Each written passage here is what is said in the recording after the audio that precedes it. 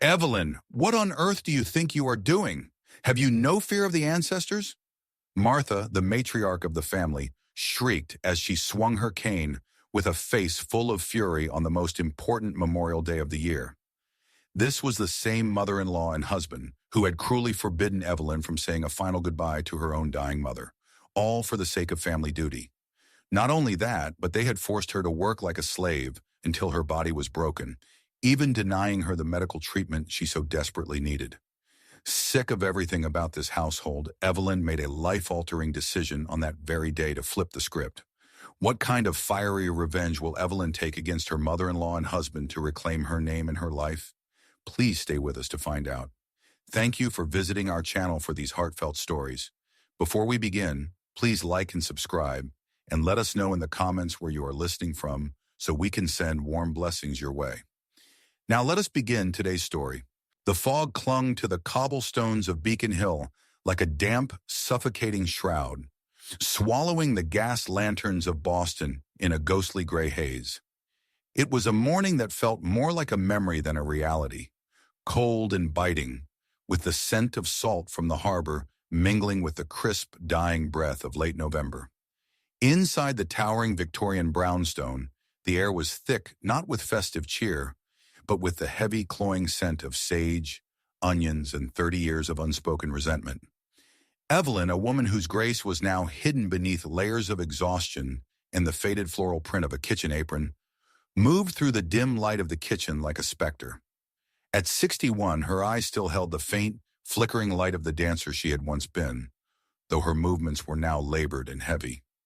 She had been awake since 4 a.m., her world narrowed to the stainless steel prep table and the relentless ticking of the wall clock. With every step she took on the cold linoleum, a jagged bolt of lightning shot through her knees.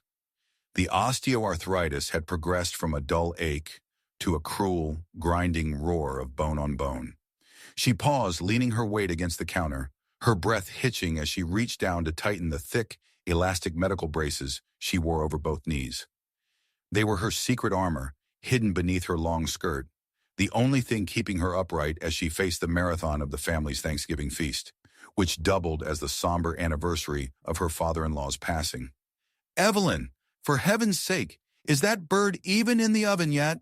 The voice cracked through the kitchen like a whip.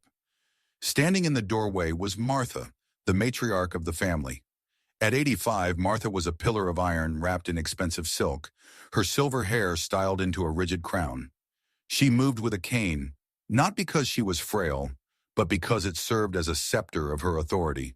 Her eyes, sharp and judgmental, swept over the kitchen, finding fault in every shadow. "It's going in now, Martha," Evelyn replied, her voice a soft, practiced neutral. The stuffing took a bit longer to chill. "A bit longer? This is my husband's day, Evelyn. Have you no respect for the lineage you married into?" Martha's voice rose, vibrating with a practiced indignation. He was a man of stature in this city, and his memorial dinner must be perfect. But I suppose I shouldn't expect a woman who can't even manage her own household chores without whimpering to understand the weight of legacy. The word stung, but the memory that surfaced in Evelyn's mind stung more. A year ago, almost to the day, the phone had rung in this very kitchen. It was the hospice nurse in Rhode Island, telling Evelyn that her own mother was fading fast. Evelyn had grabbed her coat, her heart breaking, only to find Martha standing by the front door, blocking her path. "You have responsibilities here, Evelyn," Martha had said then, her voice as cold as the Boston winter. "The senator's memorial is tomorrow. You cannot simply flee to Rhode Island for a goodbye that won't change the outcome. Your place is here. Family duty, real family duty, is about the living legacy, not sentimental whims." Evelyn had stayed. She had basted the turkey while her mother took her last breath alone in a quiet room in Providence. She had served the gravy while her heart was being buried in a different state. A heavy footfall on the stairs signaled the arrival of Robert, Evelyn's husband. Robert was a man of mid-60s who carried the soft weight of a life spent behind a mahogany desk. He was handsome in a fading, aristocratic way, currently preoccupied with the mirror in the hallway as he adjusted a silk tie the color of expensive wine. "Is the heat up in here?" Robert asked, not looking at his wife but checking his profile. It needs to be comfortable when the brothers arrive. George and Arthur are bringing their wives, and I won't have them thinking we've let the house grow cold. Evelyn, make sure the silver is polished to a mirror finish. I want this table to look like it belongs in a magazine. It's a matter of pride. Evelyn looked at him, her hands trembling as she lifted the heavy roasting pan. Robert, I went to the specialist yesterday, Dr. Aries. He was very clear. She pointed to a cream-colored envelope sitting on the breakfast nook. The surgery can't wait. He said if I don't get the replacement soon, the damage to the nerves will be permanent. I might not be able to walk by next Christmas. Robert finally turned, but he didn't look at the envelope.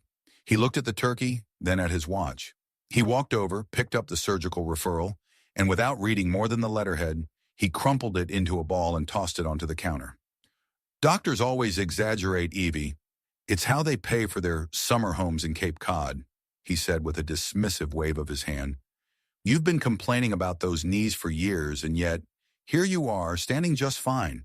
You're just stressed because of the holiday. Everyone's a bit creaky at our age. Don't go ruining the family's most important day with this medical emergency talk. It's depressing, and it's frankly a bit selfish of you to bring it up now. Selfish? Evelyn whispered, the word tasting like ash. Yes, selfish, Martha chimed in from her chair by the window. A wife is the heart of the home. If the heart starts worrying about its own beats, the whole body suffers. Now stop this nonsense and get that bird in the heat. We have guests arriving in 4 hours, and I won't have a dry turkey being the talk of the neighborhood. Evelyn stood frozen, the heavy pan weighing down on her aching joints. She looked at the crumpled paper on the counter, the evidence of her pain, discarded like common trash. Outside, the Boston fog pressed harder against the glass, blurring the world until the walls of the kitchen felt like the only reality left. But deep within her, beneath the decades of, yes, Martha, and, of course, Robert, a tiny, crystalline fracture appeared in the foundation of her endurance. For the first time in 30 years, the pain in her heart was louder than the grinding of her bones. The kitchen had become a humid fortress of steam and searing metal. Evelyn stood before the industrial-sized oven, the heat radiating against her face, though her lower body felt as if it were encased in ice and broken glass. Every time she had to bend her frame to check the turkey or basted the root vegetables, a sensation like jagged needles, the GD technique of causing strong emotion through physical empathy, pierced through her joints. The osteoarthritis was a silent, relentless predator, gnawing at her resolve as much as her cartilage. She retreated to the small wooden stool in the corner, her breath coming in shallow, ragged hitches. With trembling fingers, she reached beneath her skirt to adjust the dual layers of elastic compression. The first layer was a medical-grade sleeve, the second a rigid wrap she had tightened so severely that her calves had begun to tingle. It was a desperate trade. She would sacrifice her circulation for an hour of artificial stability. This was the transformation of her daily life, not into a healer, but into a soldier of domestic obligation, marching on legs that had long since surrendered. A soft, rhythmic tapping at the back door broke the oppressive silence of the humming appliances. Evelyn wiped her brow with the hem of her apron and limped to the door. Standing there was Sarah, the neighbor from 2 houses down. Sarah was a woman of warm earth tones, always smelling of lavender and flower, with eyes that saw too much and a heart that refused to stay quiet. I brought some cranberry scones, Evelyn, Sarah whispered, handing over a basket draped in a checkered linen cloth. Her gaze fell immediately to Evelyn's pale, translucent skin and the way she favored her left side. Dear God, you look like a ghost. Why are you doing this all alone again? I saw Robert's car polished and ready at the curb, but I haven't seen him lift a finger to help you. Evelyn offered a thin, bitter smile. It's the memorial, Sarah. The lineage requires a certain level of sacrifice. Sarah sighed, a heavy sound full of pity. Sacrifice is for altars, Evelyn, not for kitchens. I remember when we were girls, watching you at the studio in Providence. You moved like you were made of light, the way you could hold a point for minutes. We all thought you'd be at the New York City Ballet by 25. Evelyn's eyes clouded with the silent voice of a lost soul. For a fleeting second, the scent of sage was replaced by the smell of rosin and floor wax. She remembered the thrill of the stage, the soaring freedom of a grand jeté that made her feel as though she could fly away from the gravity of her father's expectations. But then came Robert, with his promises of a stable, prestigious life in Boston, and Martha, who viewed ballet as a frivolous distraction for a woman destined to carry the name of a statesman. One by one, the tutus had been packed away, replaced by silver polish and linen napkins.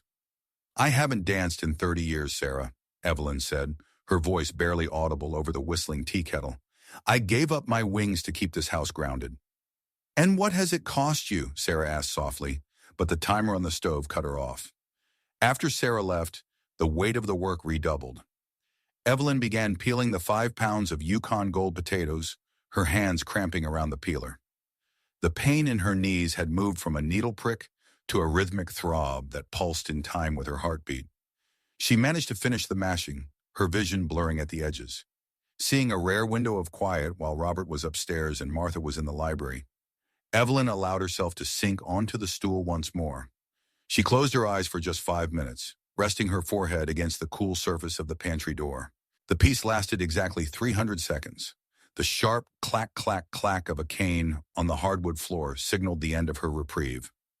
Martha entered the kitchen, her face a mask of aristocratic disdain. She looked at the steaming pots, then at the seated Evelyn. "Is the work finished?" Martha demanded.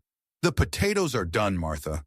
I just needed a moment to breathe," Evelyn replied, trying to rise, but her knees locked in a cruel spasm of inflammation. Martha's eyes darted to the large porcelain bowl of perfectly mashed potatoes sitting on the counter, the centerpiece of the side dishes. Without a word, the older woman reached out with the hook of her cane and swept the bowl off the counter. The porcelain shattered with a sound like a gunshot. 5 pounds of white buttery potatoes splattered across the floor, coating the linoleum and Evelyn's shoes in a messy, humiliating heap. "The work is never finished when it is done with a lazy heart," Martha hissed, her voice dripping with the justice and redemption, Hook's inverse, the cruelty that demands a reversal of fate. "My husband never sat when there was a guest to be honored. You will learn the meaning of devotion, Evelyn. You will not hide behind your aches to avoid your station." Martha leaned in closer, her breath smelling of peppermint and age.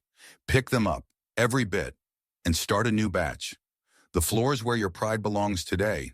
If you want to honor this family, you will do it on your knees. Perhaps then the ancestors will see your sincerity." Evelyn looked at the wreckage. She looked at the woman who had spent 3 decades treating her like a servant. The GD technique of the unlikely hero began to stir deep within her, though she didn't know it yet. She didn't move to pick them up immediately. She sat on her stool, looking at the mess, and for the first time, the silent voice in her head wasn't a memory of a dance. It was a scream for freedom. The humiliation of the spilled potatoes lingered in the air, like the thick, heavy scent of burnt butter. Martha had long since retreated to the library, her cane clicking with a rhythmic, satisfied arrogance against the hardwood floors. Evelyn was left on the linoleum, her knees screaming as she worked to scrub the white, starchy mess from the floor. Each movement felt like a betrayal of her own dignity, a slow erosion of the woman she used to be. The GD technique of justice and redemption seemed a distant hope in this cold kitchen, for now there was only the penance Martha demanded. Once the floor was clean and a new pot of water was boiling for a fresh batch of potatoes, Evelyn sought a moment of refuge. She moved toward the back of the kitchen, past the pantry to a small built-in cabinet that had remained largely untouched since they had moved into the brownstone decades ago. It was a catch-all for old recipes, mismatched silver, and the shadows of a life lived in the service of others. Her hands, trembling from both the cold and the exertion, reached for a high shelf she hadn't searched in years. Her fingers brushed against a small wooden box, tucked behind a stack of tarnished serving platters. It was wrapped in a faded piece of silk, the color of a winter sunset. Evelyn pulled it down, her heart hammering against her ribs. This was the box her mother had sent from Rhode Island months before she passed, the one Martha had called clutter and Robert had ignored. Evelyn had never found the courage to open it, fearing the weight of the memories it contained would finally break her. She sat on the small wooden stool, the box resting on her lap. The lid creaked open, revealing a scent of cedar and old roses. Resting inside, wrapped in delicate tissue paper, was a pair of pale pink satin ballet slippers. They were worn at the toes, the ribbons frayed from use, but in the dim light of the kitchen, they looked like a miracle. These were the shoes Evelyn had worn during her final performance in Providence, before the weight of the Boston lineage had claimed her. Underneath the shoes lay a small cream-colored envelope. The handwriting was shaky but unmistakably her mother's. Evelyn's breath caught as she unfolded the single sheet of paper. "My dearest Evelyn," the letter began, "I know your knees ache because you have tried to carry the weight of the entire world for a family that does not know how to hold you. I saw you dancing in my dreams last night, light as the morning mist. Do not let these shoes collect dust any longer, my love.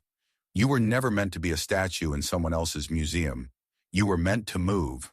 The transformation hook began to take root in that moment. The words were a silent voice from beyond the grave, reaching out to heal a soul that had forgotten its own worth. Evelyn clutched the slippers to her chest, the soft satin a stark contrast to the rough, grease-stained fabric of her apron. The back door creaked open, and a young man in a delivery uniform stepped inside, carrying a crate of fresh herbs that Robert had ordered at the last minute. This was Marcus, a local college student working part-time to pay for his studies. He was tall and lanky, with a kind face and eyes that had seen enough of the world to recognize pain when it wasn't being hidden well. "Table's full, ma'am," Marcus said softly, noticing the shattered porcelain still in the trash and the way Evelyn was huddled over the small box. "You okay? You look like you've seen a ghost." Evelyn quickly wiped her eyes, tucking the letter back into the box. "I'm fine, Marcus. Just an old memory." Marcus lingered for a moment, his gaze falling on the pink slippers. "My grandmother used to say that memories are either anchors or sails. Depends on whether you use them to stay stuck or to go somewhere else." He set the herbs down and gave her a small, respectful nod before disappearing back into the Boston fog. His words stayed with her, echoing the message in her mother's letter. Evelyn looked around the kitchen, the copper pots, the expensive range, the heavy Victorian curtains that blocked out the light. This was her prison, and she had been her own most diligent jailer.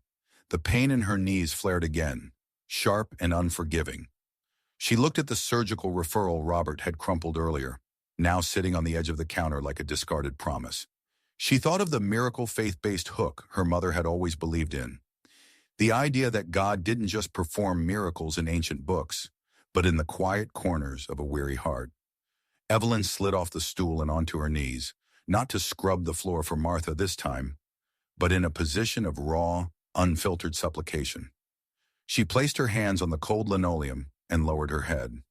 The GD technique of causing strong emotion took hold as her tears finally broke, falling silently onto the floor she had spent 30 years polishing. "Lei Chua," she whispered, her voice cracking with the weight of decades of suppressed longing.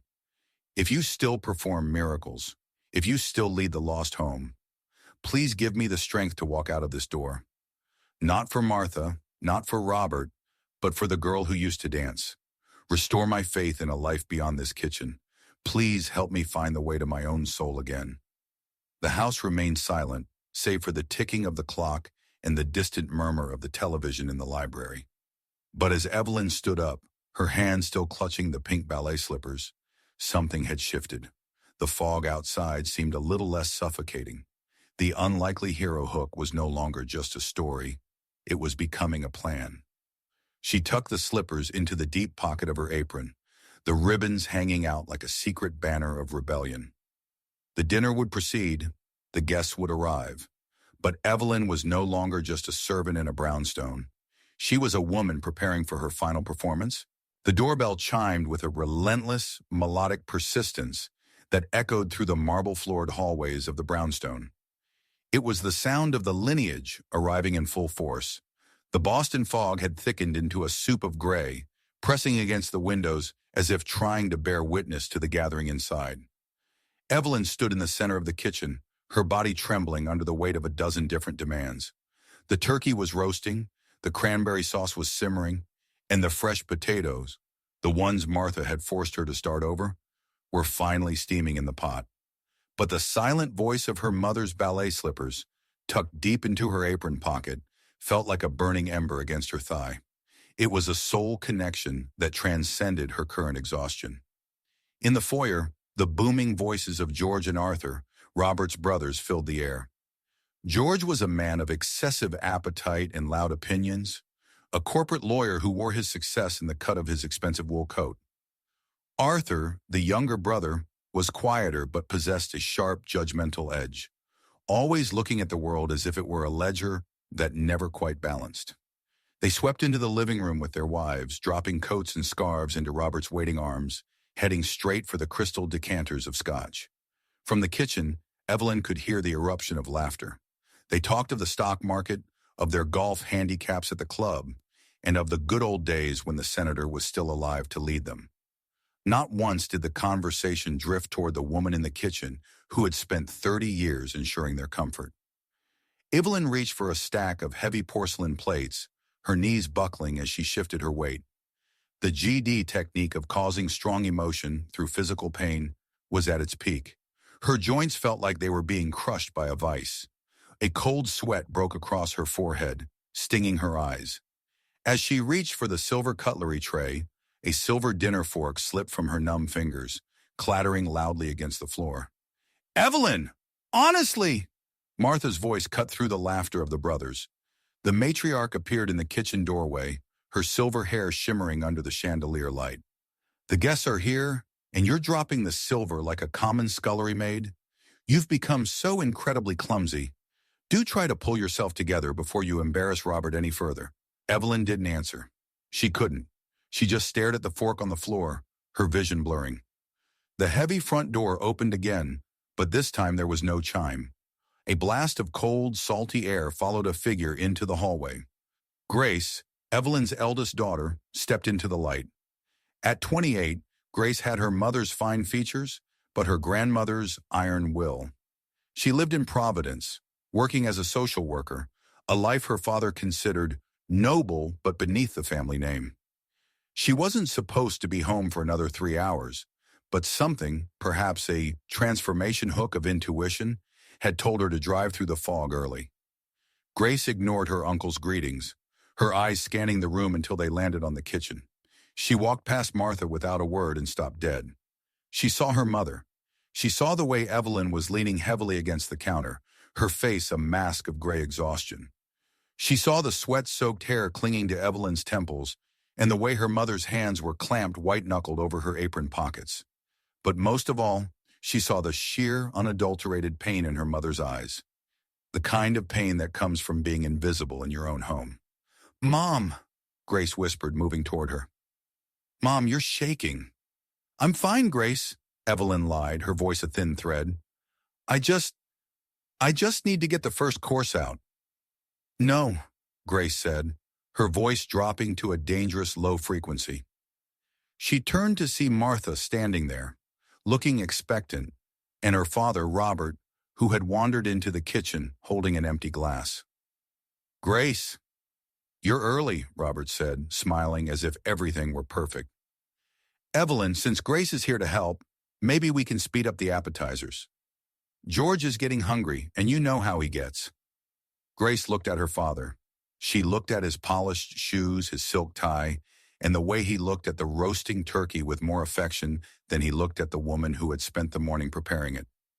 This was the moment of justice and redemption, where the wicked indifference of the family was about to be met with a silent, growing storm. "Appetizers?" Grace asked, her voice trembling with a fury she had suppressed for years. "You want appetizers, Dad?" "Well, yes. And tell your mother to fix her hair. She looks a bit disheveled for company." The air in the kitchen seemed to vanish. Grace stepped out of the kitchen and into the center of the dining room, where her uncles and aunts were seated, waiting like royalty for the feast to begin. Robert followed her, confused, while Evelyn stood in the doorway, clutching the doorframe for support. Grace didn't sit down. She stood at the head of the table, her shadow long against the white linen cloth. "I've been standing here for 3 minutes," Grace said, her voice now loud enough to silence the room. "And I've watched all of you. You've talked about your cars, your money, and your legacy. But not one of you has looked at the woman who made this day possible." "Grace, don't be dramatic," Robert warned, his face reddening. "Your mother is fine. She's just a bit tired." "Fine," Grace shouted, the unlikely hero hook manifesting in her defense of her mother. She pointed a finger directly at Robert, her voice echoing off the high ceilings.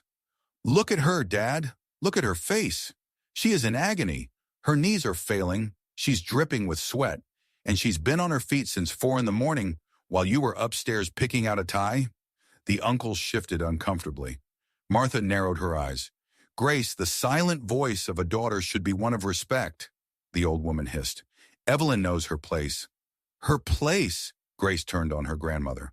"Her place isn't as your slave, Grandma. She's a human being. She's a woman who had dreams before this family sucked the life out of her." Grace turned back to her father, her eyes burning with tears of rage. "I want to know, Dad," Grace said, her voice dropping to a chilling, steady tone. "Have you ever actually looked at Mom's legs? Have you seen the braces she has to wear just to stand up and cook for you? Have you ever once in 30 years truly seen the woman you married? Or do you only see the person who puts the food on the table?" Robert opened his mouth to speak, but no words came out. He looked at the table, heavily laden with silver, crystal, and the scent of a perfect meal. And then he looked at Evelyn. For a split second, the GD technique of a transformation hook flickered in the room. The pain in Evelyn's eyes was finally, briefly impossible to ignore. But the silence that followed was heavy with the weight of a family that didn't know how to see anything beyond its own reflection. The grand dining room of the Boston brownstone was a theater of opulence. Polished mahogany gleamed under the amber glow of a crystal chandelier, and the air was thick with the scent of roasted herbs and expensive cologne.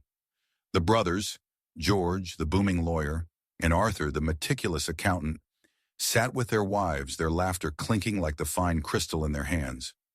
At the head of the table sat Robert, looking every bit the patriarch he imagined himself to be, while Martha sat to his right, her silver hair shimmering like a cold crown. "A toast," Robert announced, standing with a glass of vintage Cabernet raised high. His voice was rich with a self-serving pride. "To the legacy of our father, the senator, to the traditions that bind us, and the strength of a family that never wavers. We gather here not just to eat, but to remember who we are." "Here, here," George bellowed, his face flushed with drink. In the kitchen doorway, Evelyn stood in the shadows. The GD technique of causing strong emotion through physical pain was no longer a metaphor. It was a screaming reality. Her knees felt as though they were filled with crushed glass, and every breath was a battle against the nausea of exhaustion. She was a transformation in progress, moving from a healer of others to a soul on the brink of collapse. With Grace watching from the corner of the room, her eyes burning with a silent, protective fury, Evelyn began her final task. She lifted the massive silver platter holding the 20-pound turkey. The weight was immense. As she stepped onto the plush Persian rug of the dining room, her legs buckled. The dual layers of compression bandages beneath her skirt couldn't hold the failing joints anymore. The world tilted. With a sickening thud, Evelyn collapsed. Her knees hit the floor with a sound that seemed to echo louder than the conversation. The platter slid forward, the turkey tumbling onto the pristine white linen and then onto the floor, grease splattering the intricate patterns of the rug. Silence fell over the room. It wasn't the silence of concern, but the silence of a disrupted performance. Evelyn lay there, her cheek pressed against the cold mahogany leg of the table. She waited for a hand, Robert's hand, to reach down and lift her. She waited for a word of comfort. Instead, the first sound she heard was the sharp intake of her husband's breath. "Evelyn! The rug!" Robert didn't move toward her. He stared in horror at the dark grease stains spreading across the wool. "Do you have any idea how much it costs to clean a handmade Persian? Why on earth were you so careless?" "Oh, for heaven's sake," Martha hissed, her cane striking the floor with a rhythmic, judgmental thud. "A fall on the Memorial Day? This is a terrible omen. It shows a complete lack of spiritual focus. Evelyn, you've ruined the solemnity of the entire evening with this spectacle." Evelyn looked up from the floor. From her vantage point, she saw them all. She saw George and Arthur looking away, embarrassed by the mess. She saw Robert dabbing at a stray drop of gravy on his silk tie. She saw the unlikely hero in her daughter, Grace, who was already rushing toward her, but Evelyn put up a hand to stop her. Lying there, Evelyn finally saw the truth with the clarity of a silent voice. These were the people she had served for 30 years. She had sacrificed her mother's funeral, her dancing career, and the very cartilage in her bones for a lineage that cared more about a rug than her heartbeat. The justice and redemption she had sought through service was a lie. A strange, cold calm washed over her. The pain in her knees didn't vanish, but it suddenly felt distant, like a fire burning in a house she no longer lived in. Evelyn didn't cry. She didn't apologize. She used the table to pull herself up, her movements slow and deliberate. She ignored Robert's reach for a napkin and Martha's muttered insults. Standing tall, despite the tremor in her frame, she reached behind her waist and untied the strings of her apron. The floral fabric, stained with 30 years of grease, sage, and tears, fell from her shoulders. She held it for a moment, looking at it as if it were a shed skin. She turned toward the fireplace, where a hearty oak fire crackled in the hearth. With a flick of her wrist, she tossed the apron into the flames. The fabric hissed, caught fire, and began to curl into black ash. "Evelyn, what are you doing?" Robert stammered, his face pale. That's insane. We have guests." Evelyn turned to face him. She didn't look like a servant anymore. She looked like a transformation hook realized, a woman reclaiming her soul. "This Thanksgiving," Evelyn said, her voice steady and echoing, with a mythic, grounded power, "I am finally giving thanks, but not for this table, not for this family. I am giving thanks that I still have 2 hands left to save myself." She looked at Grace, a silent signal passing between them, a call to faith in their own bond. "Robert, Martha," Evelyn continued, her gaze cold and final, "the turkey is on the floor, the rug is stained, and the maid has officially retired. Enjoy your legacy. I'm going to go find my life." Without a backward glance, she turned and walked toward the hallway, her gait uneven, but her head held higher than it had been since she was a girl in Providence. Behind her, the apron turned to embers, and the lineage of the Boston brownstone sat in a silence that no toast could ever fix. The front door of the Boston brownstone slammed shut with a finality that echoed like a gunshot through the silent, fog-choked street. Outside, the air was sharp and tasted of salt and impending winter. Grace gripped her mother's arm, guiding her down the stone steps as Evelyn leaned heavily on a single suitcase, a battered leather thing that had once belonged to her mother. Every step was an agonizing battle. Evelyn's knees, no longer supported by the adrenaline of the kitchen, felt as though they were being held together by rusted wires. But she didn't wince. The GD technique of causing strong emotion through physical pain was shifting. The physical agony was being eclipsed by a cold, crystalline clarity. The apron was ash in the fireplace, and the woman who had worn it was gone. "The car is right here, Mom," Grace whispered, her voice tight with a mixture of fear and triumph. She helped Evelyn into the passenger seat of her modest sedan. As Grace hurried to the driver's side, the heavy oak door of the house burst open once more. Robert stumbled out onto the landing, his silk tie loosened and his face a mask of indignant fury. He didn't look like a man losing his wife. He looked like a landlord losing a tenant who had left the stove on. "Evelyn, get back in here this instant," Robert bellowed, his voice bouncing off the neighboring brick facades. He jogged down the steps, stopping just short of the car as Grace started the engine. "Have you lost your mind? George and Arthur are still at the table. The turkey is on the floor, and the kitchen is a disaster." He hammered his fist against the passenger window, his face contorted. "Who is going to clean up this mess, Evelyn? Answer me. Who is going to Don Dep Jong Hun Jon Nai?" Evelyn didn't roll down the window. She didn't shout back. She simply turned her head and looked at him through the glass. Her eyes were calm, devoid of the silent voice of longing she had carried for decades. In the dim glow of the street lamp, she saw Robert not as her husband, but as a stranger who measured her worth by the cleanliness of a rug. As the car began to pull away, she watched him in the side view mirror, a small, red-faced man growing smaller and smaller until he was swallowed by the Boston fog. It was a look of total severance. "We're going to Providence, Mom," Grace said, her hands trembling slightly on the steering wheel. "Back to Grandma's neighborhood. I've already aired out the cottage. There are trees there, quiet trees, and the air doesn't feel like it's trying to choke you.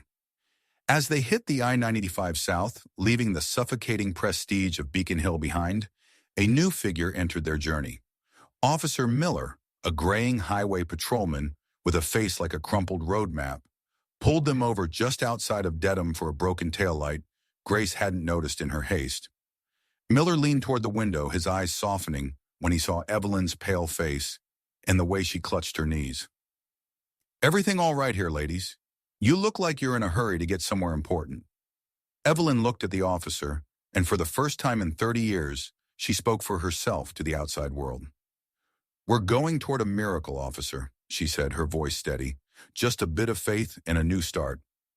Miller checked Grace's license, saw the Providence address, and handed it back with a slow nod. "Providence is a good place for a new start. My own mother moved there after my dad passed. Said the trees spoke to her better than the city ever did. Drive safe now, and get that light fixed when you reach the light." The encounter was a brief transformation hook, a reminder that the world was full of people who saw humanity instead of just duty. The drive continued in a comfortable silence. Evelyn watched the landscape change from the dense, vertical architecture of Boston to the sprawling, tree-lined suburbs of Rhode Island. Memories of her mother, not as a ghost, but as a living force of encouragement, began to fill the car. She remembered the way her mother used to hum while gardening, a silent voice that told her she was more than her labor. Grace reached into the center console and handed Evelyn her phone. "Mom, the family group chat is blowing up. Uncles George and Arthur are calling Robert a weak link because he couldn't control his own house. Martha is demanding you be dealt with for the disrespect." Evelyn took the phone. Her fingers, though stiff, moved with purpose. This was the moment of justice and redemption, the point where the wicked are held to account. She thought of the 30 years of unpaid labor, the missed funerals, the destroyed ballet slippers, and the crumpled surgical referrals. She typed a single long message into the group chat where every member of the lineage would see it. "To Robert, Martha, and the family, I have spent 30 years as the ghost in your hallways. Tomorrow morning, a legal representative will be in touch. You will find an itemized invoice for 30 years of domestic management, catering, and elder care, alongside a formal request for the division of assets to cover my dual knee replacement surgery. I gave you my youth and my health. I will not give you my future. Chugyajin ngon mieng boy mum kokoi kung toi now." The one currently on the floor? It's exactly what your legacy deserves. She hit send and then, with a sharp, satisfied click, she blocked every single number in the group. The phone vibrated once more in her hand before the block took full effect, a final panicked text from Robert that she didn't bother to read. She tossed the device into the back seat. "Mom," Grace asked, a smile finally breaking across her face. "You did it." Evelyn leaned her head back against the headrest. The pain in her knees was still there, a dull, throbbing reminder of the price she had paid. But as they crossed the state line into Rhode Island, the call to faith felt real. She looked at the moon, hanging silver and high above the Providence skyline. "I didn't just do it, Grace," Evelyn whispered. "I started it." The mist began to clear as they entered the quieter streets of Providence. Here the houses were smaller, the yards were filled with wild maples, and the air held a modern tenderness that the old Boston brownstone could never understand. They were heading toward the cottage where Evelyn had once learned to dance, a place where the floor was made for movement, not for kneeling. The morning light in Providence did not struggle through the soot-stained windows of a Boston brownstone. Instead, it poured through the lace curtains of the seaside cottage like liquid gold, dancing across the pine floors that Evelyn's mother had once polished with song. The air here was different. It was thin and salty, carrying the scent of wild bayberry and the distant rhythmic sigh of the Atlantic.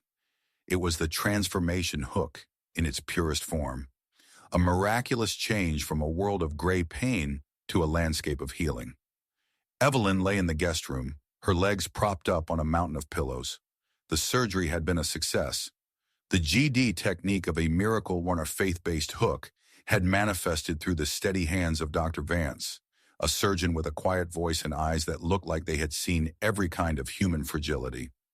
He was a man who spoke in terms of reclaiming movement, rather than just repairing mechanics. And he had treated Evelyn's worn-out joints with a reverence she hadn't felt in decades. For the first time in 30 years, Evelyn was not wearing the heavy, elastic medical braces that had become her second skin. There were no chains, no suffocating wraps, only the clean, white bandages of a new beginning. Grace was a whirlwind of soft efficiency. She moved through the cottage with a silent voice of devotion, bringing iced water, adjusting the television, and ensuring the physical therapist's schedule was pinned to the fridge. Elena, the physical therapist, arrived every afternoon. She was a robust woman from the Azores with sun-darkened skin and hands that were as firm as oak roots. She didn't let Evelyn indulge in self-pity. "The bone is new, Evelyn, but the mind must learn to trust it," Elena would say, her accent a melodic anchor. "You have walked for others for 30 years. Today you take one step for yourself." And Evelyn did. With the help of a walker, she took her first 10 steps across the living room. There was pain, a sharp post-surgical throb, but it was a healing journey pain. It was the sound of a door opening, not a cage closing. While Evelyn healed, the phone on the nightstand vibrated with a frantic, rhythmic persistence. Robert's name flashed on the screen dozens of times. He left voicemails that Grace screened but didn't play for her mother yet. In those messages, the justice and redemption of the story began to unfold in the most mundane, pathetic ways. Robert spoke of the utter chaos of the Boston house. He couldn't find the silver polish. The laundry had piled up until he ran out of clean shirts. The heating system had made a strange clattering noise, and he didn't know which contractor Evelyn had used for 20 years. Most tellingly, he spoke of Martha. Without Evelyn to endure her constant demands and administer her complex medication schedule, the elderly matriarch had become unmanageable. The brothers, George and Arthur, had refused to take her in, citing their busy schedules and lack of space. Within 6 weeks, Martha had been moved into a high-end assisted living facility, a nursing home, in Robert's horrified words, because no one in the lineage was willing to do the labor Evelyn had provided for free. Evelyn didn't answer. She didn't need to. She spent her afternoons, once she graduated to a cane, sitting on the porch or taking short, gingerly walks to the neighborhood park. She felt the Rhode Island sea breeze against her face, a call to faith that reminded her she was part of something much larger than a kitchen in Beacon Hill. She watched the seagulls wheeling over the Narragansett Bay and felt the grounded realism of her new life. One evening, as the sun dipped below the horizon, painting the Providence sky in shades of violet and bruised orange, Grace sat down beside her mother on the porch swing. "Mom, I need to show you something," Grace said, her voice steady but carrying a hidden weight. She opened her laptop and pulled up a series of digital files. "When I came to Boston that Thanksgiving, I didn't just come to eat," Grace revealed. "I had a feeling, Mom. I've had it for years. So I used my phone. I recorded it all." Grace pressed play. The silent voice hook was replaced by the harsh recorded reality of the Boston brownstone. Evelyn heard Martha's voice, sharp and cruel, demanding she que shung not quai tai. She heard Robert's dismissive laugh as he crumpled the surgical referral, calling her selfish for being in pain. She heard the brothers joking about how lucky Robert was to have a wife who worked like a mule for the price of a roof. "I've already sent these to the attorney I told you about," Grace said, her eyes flashing with the unlikely hero fire. "This isn't just about a divorce, Mom. This is about justice and redemption. These recordings prove a pattern of domestic abuse and labor exploitation. They can't argue that you volunteered your health away when we have proof they coerced you and mocked your medical needs. I'm going to make sure that when the house is sold or the assets are split, you get every cent you need to live the rest of your life in comfort. They thought they could silence you, but they forgot I was listening." Evelyn looked at her daughter. She saw the strength she had tried to model, even when she felt weak. She saw a hero who didn't wear a cape, but a social worker's lanyard. "Grace," Evelyn whispered, reaching out to take her daughter's hand. "I thought I was just escaping a house. I didn't realize I was winning a war." "You already won the war when you walked out that door, Mom," Grace replied. "Now we're just making sure they can't take anything else from you." Evelyn leaned back. The rhythmic creak of the porch swing a peaceful contrast to the recorded vitriol she had just heard. She looked down at her knees. The scars were still red, the skin still tender, but the shackles were gone.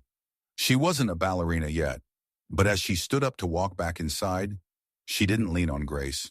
She used her own strength, her own new knees, and the light in Providence to guide her way. The air in Providence was crisp, smelling of dried maple leaves and the sharp, clean scent of the incoming winter tide.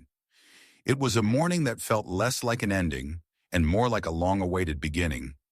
1 year had passed since the night the fog of Boston had been left in the rearview mirror. In that time, the world had changed, but more importantly, the woman in the center of it had been reborn.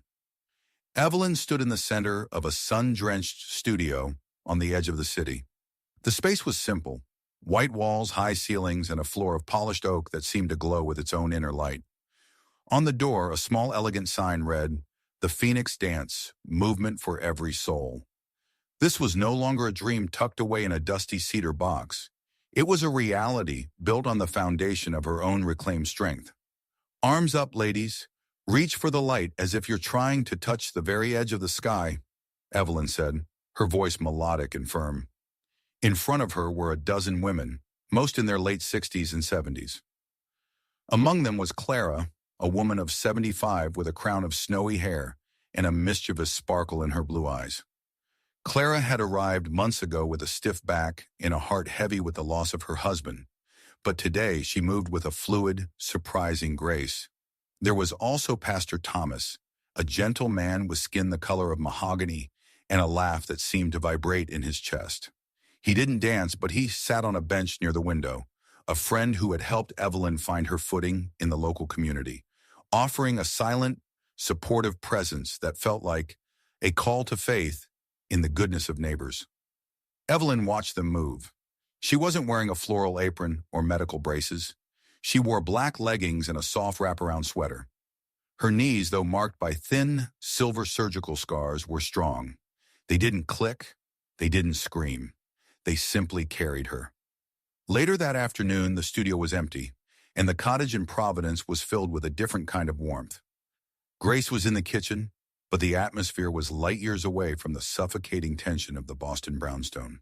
There was music playing, a soft jazz record, and the scent of roasting squash and fresh bread filled the rooms. This wasn't a memorial to a dead senator or a test of a daughter-in-law's endurance. This was a celebration of survival. "Mom, the table is set," Grace called out, stepping into the living room. She looked vibrant, the weight of her mother's suffering no longer casting a shadow over her own young life. Just as they were about to sit, a soft, hesitant knock echoed at the front door. Evelyn and Grace shared a look. Grace started to move, but Evelyn placed a hand on her daughter's arm. "I'll get it," she said. Evelyn opened the door to find a man who looked like a faded photograph of the person she used to know. Robert stood on the porch, his shoulders slumped and his expensive wool coat hanging loosely on a frame that had grown thin. His hair was more gray than silver now, and the arrogance that had once defined his face had been replaced by a hollow, haunting fatigue. He looked tootooey, haggard, like a traveler who had realized too late that he had been walking in the wrong direction for 30 years. "Evelyn," he whispered, his voice cracking. He looked past her into the warm, inviting glow of the cottage, a world he was no longer a part of. The house is so quiet, Evie. She doesn't recognize me half the time at the facility. George and Arthur won't even take my calls unless it's about the legal settlement. I didn't realize how much of the light you carried until you took it with you." He reached out a hand but stopped before touching the doorframe. "I'm sorry. For the rug, for the potatoes, for the 30 years I didn't see you. Please, can we just try to go back? I'll do better. I'll help. Just come back to Boston." Evelyn looked at him, and for a moment she felt a flicker of the old pity. But it was quickly replaced by a profound, grounded realism. She didn't feel anger, nor did she feel the need to scream. She felt like a survivor looking back at a shipwreck from the safety of the shore. "Come in for a moment, Robert," she said quietly. She led him to the kitchen and poured a cup of tea. She didn't offer him a place at the Thanksgiving table, but she sat across from him. "I've forgiven you, Robert," she said, her voice steady and lyrical. "I had to, so that I wouldn't carry your bitterness into my new life. But you're asking me to go back to a place that no longer exists. The woman who served your family, the woman who knelt on that kitchen floor and burned her apron in the hearth. She died in that fireplace last year. I am someone else now." Robert looked down at his tea, his hands shaking. "But what am I supposed to do?" "You're supposed to learn how to be a person without a servant," Evelyn replied firmly. "You're supposed to find your own light, Robert. I can't carry yours anymore. My hands are full of my own life now." She walked him to the door. As he stepped back out into the Providence twilight, he looked back once, realizing that the justice and redemption of the story was that he was finally seeing her, but only now that she was completely out of his reach. Evelyn closed the door and returned to the table. She looked at Grace and at the empty chair that sat by the window, a chair not for someone missing, but as a symbol of the space she had finally made for herself. "Ready, Mom?" Grace asked. Evelyn didn't answer with words. Instead, she stood up. She didn't reach for a cane or a walker. She stood in the center of the room, the transformation hook reaching its peak. Slowly, with a grace that felt mythological in its tenderness, she rose onto her toes. She performed a gentle, slow pirouette, a grand jeté of the soul. There was no pain. There was only the silent voice of the music and the strength of a woman who had taught herself how to fly again. She stopped, her face radiant, and looked toward the window, where the first stars were beginning to pierce the Rhode Island sky. She smiled, a deep, reflective smile that seemed to reach out to every woman still trapped in a kitchen, not of her making. "If you believe that God still performs miracles for the weary," Evelyn whispered, her voice a call to faith that resonated with modern tenderness. "If you believe he still leads wounded souls out of the fog and into the light, then let this story be your strength. Share it with those who feel invisible and tell them that it is never too late to dance. Amen." She sat down to dinner, the empty chair finally filled with the presence of a woman who was, at last, truly home.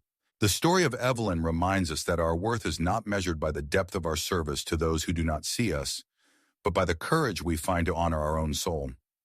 We often spend years quelling our own inner voice to maintain a legacy or a tradition that only serves to keep us in chains. True devotion does not require the destruction of your health or the abandonment of your dreams. Remember, you cannot pour from an empty cup, and you cannot dance if you are always kneeling at the feet of indifference. Today, may you find the strength to untie the apron of your burdens and step into the light of your own life. If Evelyn's journey touched your heart today, please help us spread this message of hope. Like this video if you believe it is never too late for a new beginning. Share this story with a friend or family member who needs to be reminded of their own strength. Comment below with your own thoughts or a message of encouragement for others. Subscribe and turn on the notification bell to join our community of continuous learning and heartfelt storytelling. Heavenly Father, we thank you for the miracles that happen in the quiet corners of our lives. We ask for your special blessing upon every person watching this today. For those who feel invisible, give them your eyes to see their own value. For those who are in pain, provide your healing touch. And for those standing at a crossroads, give them the courage to walk toward the light you have prepared for them. May your peace, which surpasses all understanding, guard their hearts and minds. If you believe that God leads every wounded soul home, please write Amen in the comments below.